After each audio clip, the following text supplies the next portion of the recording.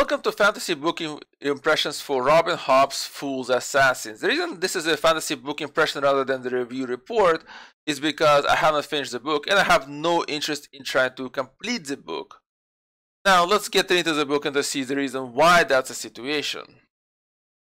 Now, let's start from the beginning. It is an easy to read book with a very nice descriptive prose that goes into very interesting details such as the clothing, the facial expressions, very much a lot of detail of surroundings.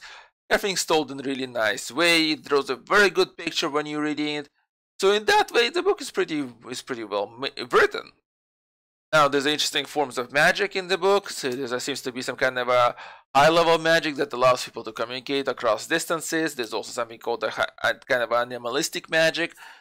That magic seems to allow the people to feel what animals are feeling. The same high-level magic also allows people to heal each other. There's a whole bunch of stuff that's going on here, and it's pretty interesting in that way. But there's not really anything unique about the world that is presented in the book. It's pretty much the same thing that it's usually in the book. You got kings, queens, princes, nobles fighting, royal court, all that same stuff is, swords, arrows. Nothing new, nothing different in that way. Nothing really to get the reader engaged in the book. And this is a big book. This is about over 600 pages long book. Now, introduction to the book is very interesting, right? The first thing you read there is like, oh, well, this is a letter by a current queen of the king who's writing seems to be to somebody else, and she's really upset because you see the eldest son of the king. Now, the king had, this is the second wife of the king. The previous wife seems to have died or something like that. The previous wife had 2 sons. The new wife has only 1. And so this new wife is writing about the eldest son of the king and how apparently the guy has a bastard child. This child's now moving into the court, but the eldest son, because of this reason, now has lost the ability to inherit the crown.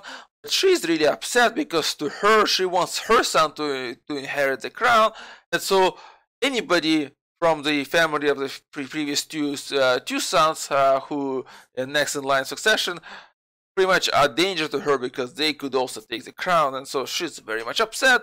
This is the child is going to be given to be an apprentice, the local type of a spy / assassin of the king. Wow, now that's an interesting story. There seems to be something else going to be on. Might be get very interesting. A lot of court intrigue, court drama. Yeah, that's not what happens, Because next thing we find out, oh, that's already happened, and that bastard child that was brought to the court is now, well, he's married, he's living away from the court life, and he has adult children already. So all that already happened. That was that was built up in the beginning of the book, like in the first chapter of it, and so.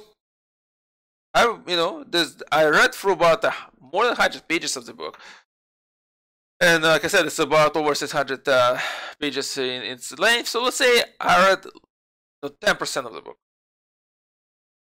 and nothing happens. Nothing really happens. Yeah, this looks like something's gonna happen in the future. The narrative, it looks like it's trying to build up to something, but those 100 pages, nothing happens, and this is a 600 pages plus book. You really gotta get me the reason to go through the rest of them. I'm 100 pages in, I got nothing here.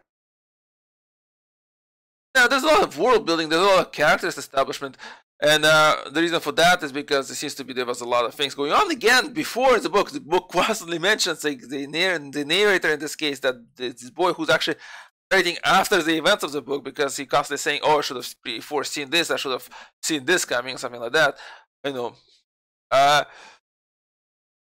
That person mentions a lot of things that happened before, and when I'm sitting there, looking at that, I'm like, oh, I wish I could read about that. And what do you know? A Technically, this is a book in a long series of books. There's a few trilogies ahead of this book, except there's nothing in the book that tells you about that fact until you actually go look for yourself. It's like, oh, yes, there's some things there before, and that's a problem, right? Any book has to stand on its own. You can't be, unless you clearly mark it as the next book in a series, right? This one says it's a first book in a new trilogy.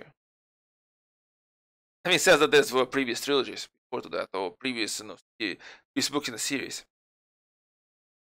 So yeah, that was another thing that put me. So well, I usually talk about themes in these things, and I guess I'm going to address some of them. What I think could be possible themes that the book is trying to set up. Because having entertaining narrative is not usually enough for a book. Like entertaining narrative is enough for a book to be a good book. For a book to be, a great work of art, you gotta have something kind of themes in it that are very well explored and very well presented. In this case, I think the possible themes as such. Well, the sums of small things could lead to major change, and I think that's what was happening in those first 100 pages. There was little things happening there and there and there that eventually most likely will result in something. Except I'm not, I never got to that something. And then also, I think another thing that the book is trying to say that major changes in the lives are hard to foresee or predict, regardless of the amount of care you take or the amount of information you have.